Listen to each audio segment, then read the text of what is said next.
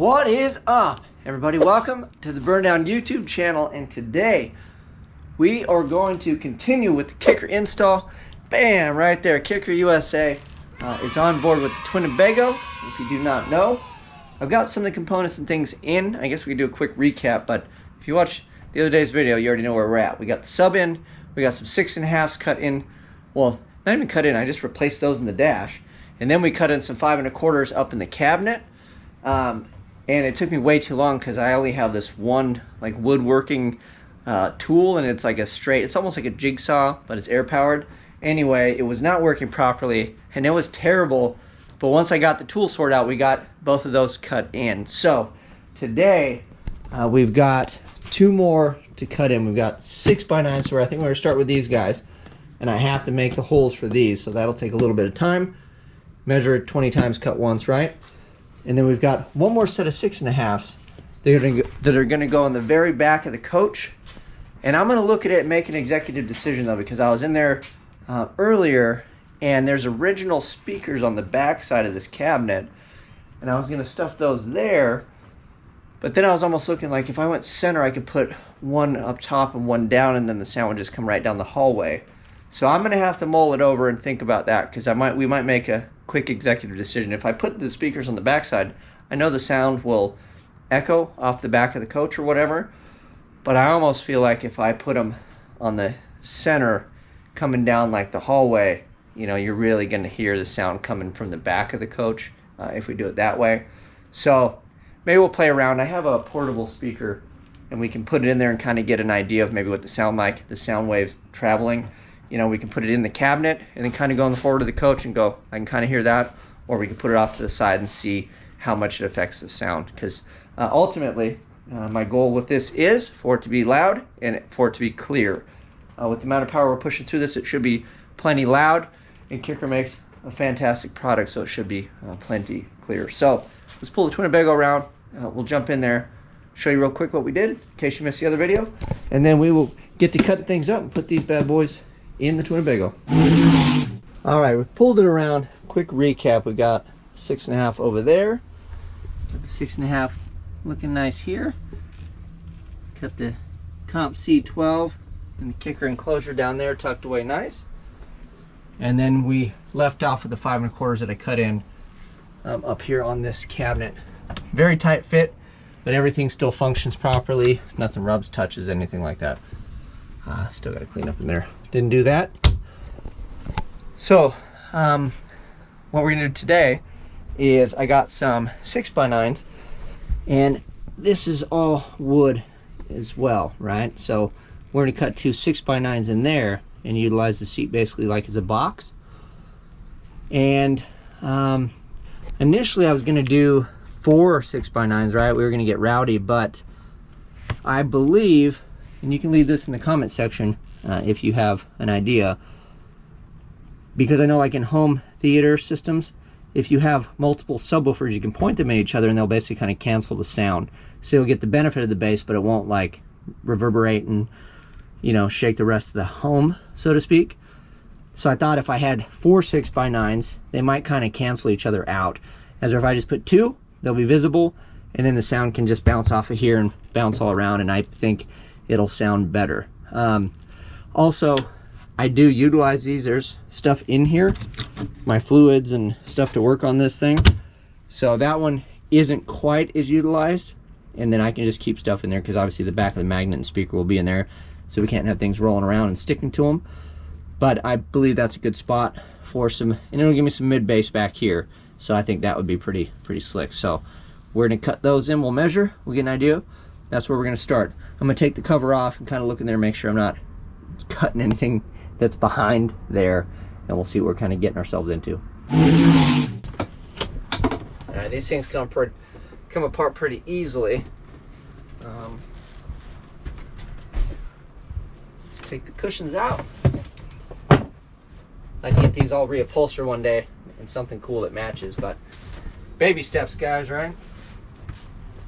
Rome wasn't built in a day. And then there's a little piece here. We might have to put some foam or something to keep this piece from rattling, but maybe with that sitting on top of it, we'll just see how it goes, and if we got to change stuff we will. But this piece can come out. I'm gonna give you a look at the junk that we have down here. So obviously we can organize this a bit better, but got a jack, some empty bags, which is always good to carry around. Use these for like trash bags, right? Extra PEX in case things started leaking. I think those are leveling jacks that I haven't really used yet, and that's a blanket for me to roll around on in case we get somewhere and I got to do work.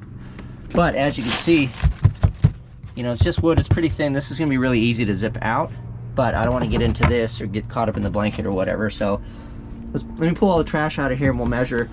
And then I want to be away from that so we're not cutting through the brace. So it'll be one here, one over there, and then those will be pretty easy to facilitate.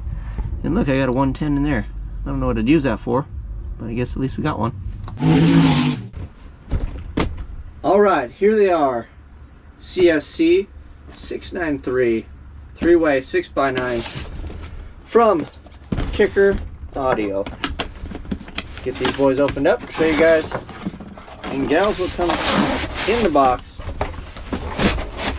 Oh.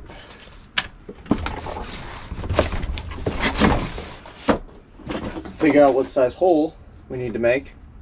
And we're gonna figure that out. They give you a little list of stuff here. Empty box. And they have the warning on here. It says Kicker tech support. From what I understand, they have really good tech support as well. So if you have questions, concerns, you can talk to them and they can help you out. Woo-wee. Look at these things. Let's check these dogs out. Let me get one open and then we'll show you guys. No reason to look at it with plastic on, right? Right, Dane? Wow, these things are pretty bad. A little fuzz on them. All right, so check these things out. So this is the CS line. You got your woofer. Nice surround on there, nice thick surround. We've got your mid, tweeter. And then we've got the same silly paint. Yeah, that's how picky I am with paint. See that thing a mile away. Anyways, sorry about that. And then this is what it looks like with the grill on. So you put the grill down, you can still see your awesome centers on that, and then the nice Kicker logo. So these things are awesome. So there you go. 3-way 6x9. Got the stamped steel basket. Got the spider in there. And then these are their value line. I mean, this is, you know, this is what you can run out and go grab and get for yourself. These aren't $1 million.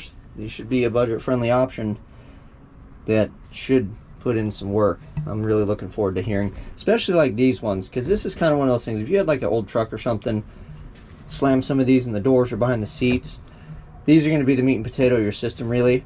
You know, and then you'll throw something like this on the door or something like that, kind of like up front. But if you didn't really have any subs, this would facilitate like a lot of your mid bass and everything. So I'm really interested to see how these sound, especially like without a subwoofer, to see what kind of volume we get out of these. So let me get things measured up and then we'll throw them down, and I'll bring you guys back and cut some holes. All right, so here is the 6x9, and then in the brochure it gives you the size of the hole, but that's not really that great for what we're trying to do, right? Because we need to be able to visualize and pick a spot. I can find centers and things like that, but I want to see from a template kind of what this is going to look like so I can make my decision where the centers are and everything like that. So they do not give you anything, which is a little kind of disappointing. They should just give you like a paper template, which would be awesome. But I got to looking at this thing, and so the inside radius on this cover here is essentially the same as on the basket back here, down here, right? So see that? If you were to translate through the bottom, it's essentially this oval right here on the inside. And then this doesn't really protrude past, right, for the most part. So we'll get some thinner paper. We're going to stick it over here, and then I'm going to trace the inside edge on that paper.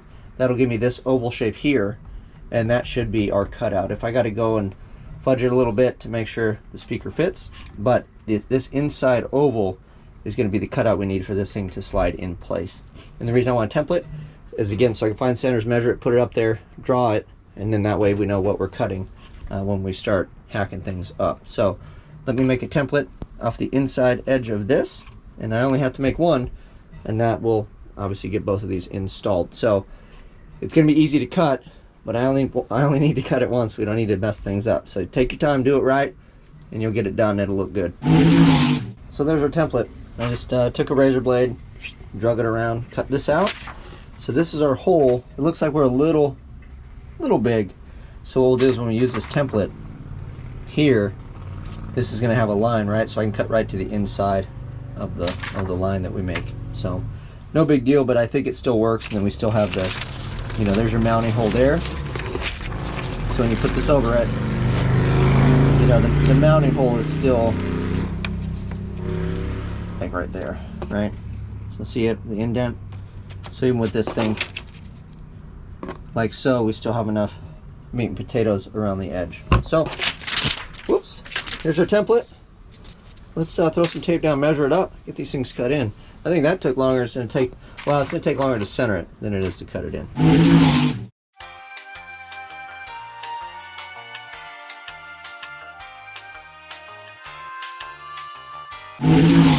Bam! All right, one shot, one kill. We nailed it. I don't even have to really open them up. And as you can see, just to the inside of that black line all the way around. And luckily, this cut like butter. The ones up here got into some bracing, so I was really struggling, and I had to shave it. As where this is all just the thin wood. So super easy. We'll peel all the tape off. Hopefully not peel the faux wood. And now we'll get these mounted, and I'll give you a look at what that looks like. Bam! There it is. I am excited about that. That install is phenomenal. They look nice and centered, squared up, rock and roll. Everything fits. Everybody's there, and they're all happy. Yes, if you were wondering, that is an ugly stain. This carpet is going to come out and get ripped out and replaced and all that fun stuff. But music is more important at this point. You know, slowly but surely, Rome wasn't built in a day. So we've got 6x9s, 5 1/4, 6 1/2. We've got a Kicker Comp 12. That leaves us with one more set. I'll have to move all this to get back here, but I tried to install them, one here, boom, right center. You look down the hallway, they'd be firing right at you. Well, I got vetoed by the wife, so she likes the tiki there. It's actually covering a hole. I don't know what the hole was from or for. So I'm thinking we may, I have these here, right? But I'm a little reluctant to install one here and one here because of the speaker wire run, because it seems kind of like a big waste if I can keep them. So maybe if we cut one in there and cut one there, we'll have to see if there's bracing. I can wire this speaker over to that one and then just do one run up, right? And this will just be a channel. Yeah, it's not gonna be left and right, but these are like some of the 8 speakers anyways. We could make this a rear channel, right? So this could be, it's kind of odd because, you know, with your lefts and rights and stuff's kind of thrown off because we have a lot of speakers on that side of the coach because we don't have anything over here. But ultimately the fader's not really, you know, like in certain vehicles you can use a fader and all that, but in this thing, you know, obviously the front channels are going to be separate up front, right? So you'll have the left and right there, but then when you start coming to the back of the coach, I was like debating on that because I don't want to have to run speaker wire all the way back here if I don't really have to. We'll have to see how much wired I have. So I still haven't really made my mind up on that. Like if you're sitting up there and you make this the rear right speaker on this side over here, I don't know if that really matters. You know, we're not doing like surround sound or nothing. We're just trying to play it real loud. So I think speaker wire cost, right? If I just had this as one channel in the rear, that would be easier to facilitate from an install standpoint. So instead of home run wires to each one, right? Because we could do that, but I think it's easier. We'll just make this one channel and it'll be a rear channel. So let me think about it. We'll mull it over. We'll look at these holes here, kind of get an idea of what we're up against. And we'll look at bracing over there and over there. So Look at that beauty. Look at that thing. It's 1972 glory right there. So we got one there and then one up here. The wife vetoed putting them here. And then I started looking at it. In reality, running the wires back here was going to be challenging. So I started looking at it. So I believe what's going on, I'm going to test this. These wires going up into the ceiling are the same color. They come down out of the ceiling for said speaker. So we're going to ring this out, make sure these wires, if these are the same, it's what I think it is. It's fished through the ceiling. Those will be the wires to that side, and then we'll feed this side. So then it will just be a single channel like I was going to plan on doing anyway. And then those other wires, they're going through the wall. And then I've got the wall, we got the bathroom, and then the long run. So what we'll do is we'll ring those out as well, so I can find the other side of the wires there where they come out, hopefully by my fuse panel down there. I do have some mystery wires, and I think those are the mystery wires that I never figured out what they were. So that would be pretty rad, because I ain't about trying to fish wires through the wall of this thing. Unless they don't ring out and they don't work, then we'll tie one off and we'll see if we can pull it through. But that's some risky business, because if you lose your fish halfway through, yeah, that's not happy. I have no idea, other than having one already there, how you would get said wire from there up to where this thing is. I'll show you guys, but pray with me that it's all in one piece and it rings out good, because we'll just run that. The rest of the stuff's getting all brand new kicker wiring, and hopefully they're not disappointed. But I don't have the stones to pull a wire through there, because I feel like that's gonna be terrible, especially just for one little extra set of 6x5s, just for some sound back here. It's not the end of the world if the sound quality on those guys is a little low, because let's be honest, this is just for back here, or if you're going to the restroom or whatever. And basically it's just to be ridiculous. Oh, hopefully not blinding you guys, but let me ring this out and I'll let you know what we figure out. Bam! All right, there's a look at the finished product there and up there. We just had to cut out a bit for the back. So those things look phenomenal. The hole's actually big enough, but the second hole where the magnet goes through was not. So we just zipped that out. And then, yeah, man, I mean, from that to a kicker, I'll take it all day, every single day of the week. So that is going to wrap today's kicker install video. So at this point, besides mounting the sub down, I want to have it stationary, like some form of mount that's holding it to the actual floor of the coach, or maybe toward the wall, or we'll figure that portion out. Aside from that, and obviously I want to get it hooked up before we kind of make it permanent, the only thing we have left to do is we're going to unbox the amplifiers. I want to show you some cool things about the amplifiers that we chose, especially the Burndown sheet. It shows you just how much power the actual amp that you buy makes. We'll get those mounted up, and then we just got to run some wires. We got a bunch of wires to run, and that will take some time to get that facilitated properly. But we are getting close. We're getting close. This thing is going to sound so freaking cool. So again, we got the sub 6.5 there, 6.5 there, 5 1/4. We got these in today, bada boom, bada bing, and then we've got the two all the way in the back, 6.5. Man, this thing is gonna sound awesome. You guys know what to do. Big shout out and thank you to Kicker. Big thumbs up, like, subscribe, share, all the fun stuff. Till next time, I'm out.